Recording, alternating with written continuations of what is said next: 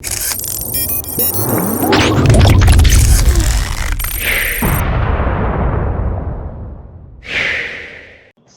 Igboho sends sensitive message to federal government, says he will only die a hero after Igangan scenario. Hello guys, you're welcome to Gist Media TV. If you're watching this channel for the first time, make sure to click the subscribe button and also click the notification bell to get notified anytime we drop a new video. Sunday Igboho, after his Igangan outing, revealed how Fulanis waylaid Yoruba women in the forest, collect money from them and also rape them. He related the story of Dr. Aborode from Igangan, who traveled overseas and obtained a PhD degree. After many years in overseas, he came back to his home country, Nigeria, to invest in farming. Sunday Igboho made it known that Fulani herders took their cattle to his farm to feed on his crops. The doctor was bittered and forced to report the issue to the Seriki of Fulanis in the community. The doctor never returned because Fulani took his life.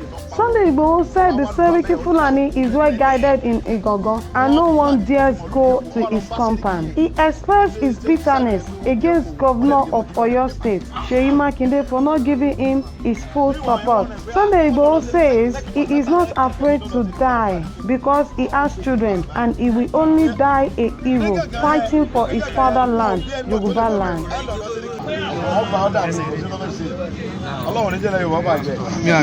One, I will Mama Bello, I pay a boat theatre, a boreda, who do. You want to go to Kilo at $1 million. I will do doctors on Lopine, Dr. Aborode, Oba PhD, or one law, 20 years of power, or one Lubabe, or Dow, who's a better. One of Flan, one from Molujepo, all of Baseriki. If they say the Kisalu, everyone Jelko, what a demo give me on the paper. Meanwhile, I want to wear one lot of second post metal, can't get to the Zeriki of Flan and put it in. Don't be because I Nigga Gaya won't be able to live over and let me see it. I do love it, and women and send. Hey, my dear Simokola, with the budget in Polo Lomo. I don't know what to tell you. I'm a quality right. I'm not going to check again. I'm getting this. But I'm not getting that level. I want to look at him at the demo. See, I'm up for Allah to this stage. I was a bit of a man.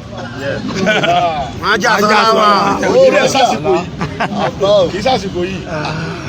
Ogun ọdún lẹ́ni gbangba ìlò láàrin Yorùbá bá pín tí gbogbo wa bá ń jọ ń ṣe ìgbádùn lẹ́ Yorùbá àwọn àrẹ wọn àti di mùsùlùmí báyìí o àti wòlíì báyìí o bọ̀ àkọ́kọ́ dúró ná òmìnira kọ́kọ́ wà fún Yorùbá ná ẹ̀rẹ̀ wá sọ gbọ́ àwọn bàbá Adémógùn gbogbo àwọn bá ẹ̀ fún ọ lẹ́nu nígbà tí bàbá Adéṣẹ́jì Adérẹ̀mí ń bẹ láyé nífẹ̀ẹ́ mi bá Ifẹ̀ lájọ wà yìí òyìnbó tó jẹ́ olórí gbogbo mínísítà prime minister ń gbà ẹ̀ ó ní kí bàbá Adéṣẹ́jì Adérẹ̀mí kọ́ wá bàbá ni wọn ò bí ẹrẹ ọ̀ọ́ni ò kì í fò odò gbogbo agbára prime minister rẹ mọ gbé bọ̀ ń fẹ̀ ni ìbá ọ̀ni ọ̀ni ẹ̀sìn adé gbogbo àbáṣọ gbàgbára wa bí ni wọ́n á gboyè bàbá òní kò ń bí ẹ wá gboyè ní ẹ̀ẹ́dọ̀bálẹ̀ ní ọ̀sán bí kẹ́ mọ bó ṣe ń lọ kẹ́mọ̀ kúrò wájú yìí lọ ẹ̀yin dẹ̀ wá dẹ̀ change gbogbo kò sí yàrá ẹ gbọ́dọ̀ mọ gbàgbára ẹ wá sọ́dọ̀ àwọn bàbá wa ọba wa kẹ́ mọ fira yín lẹ̀ bẹ́ẹ̀ wọn ò tí ì bí ohun tó lè bọ jẹ́ tọba déwájú àwọn tí Buhari bá dé ọ́fíìsì ààfin àwọn ẹ̀mí àwọn ilé Haúsá yóò sì mọ̀ sí ránkàyédè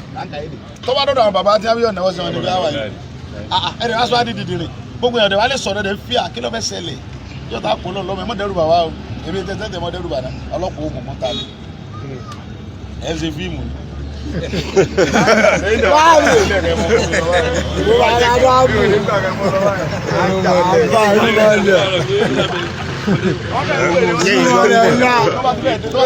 Fóònù ẹ̀ ń fọ̀ ní ìsìn.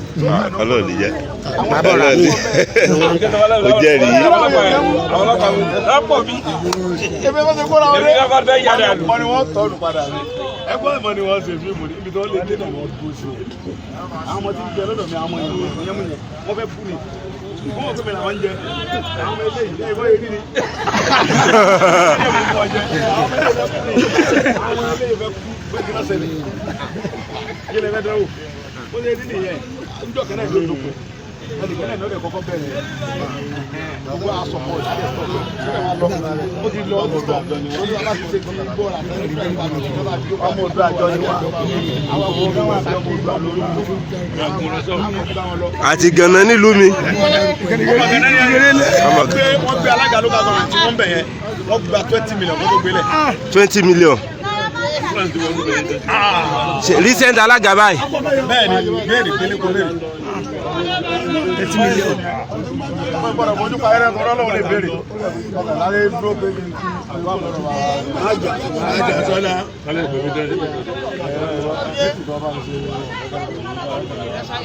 àjà sọ́lá wa.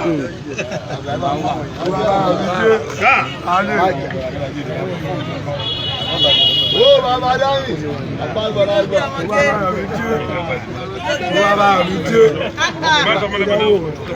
Ó bá jà sọ́lá. Olóyè mẹ́rin. Gómìnà.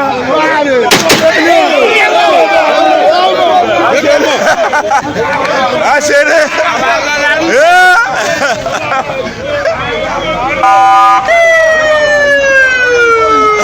Ojú ìbò yìí.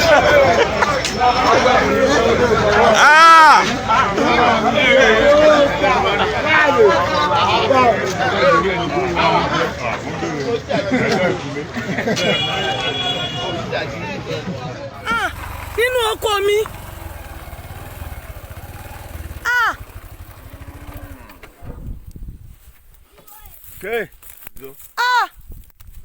Mo ti bàjẹ́.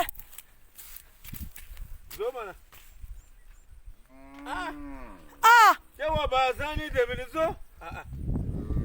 Bá a fọ́dà so? Tí Sẹ́ríkìdé ń wo àrà tí àwọn kí lórúkọ ẹ̀ ń dá báyìí. Wọ́n ti bà gbogbo oko jẹ́.